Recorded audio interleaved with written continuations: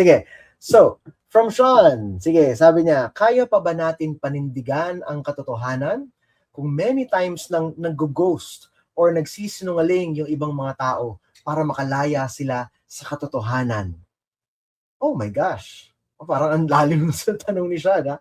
Okay, Sean, I don't know your context right now.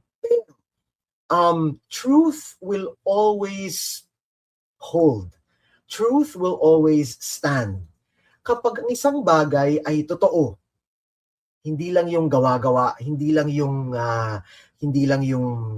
ano ba, chismis. Kahit pagbali-baliktarin mo yan, pananatili pa rin yan. Alright? So, kung nagsisinungaling yung ibang tao, all you have to do is to test them. Kung nag-ghost yung ibang tao, kung ayaw nila sa'yo, kung feeling nila hindi kayo friends, yung hindi kayo compatible sa isa't isa, then allow it. Minsan kasi kailangan mo nang maghiwalay. Minsan kailangan mo nang mag-detach.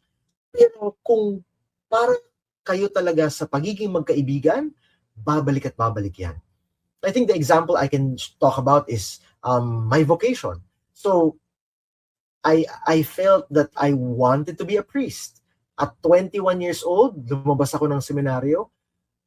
Pero ang galing ng truth ni Lord eh. The truth is, para pa rin pala ako sa pagpapari.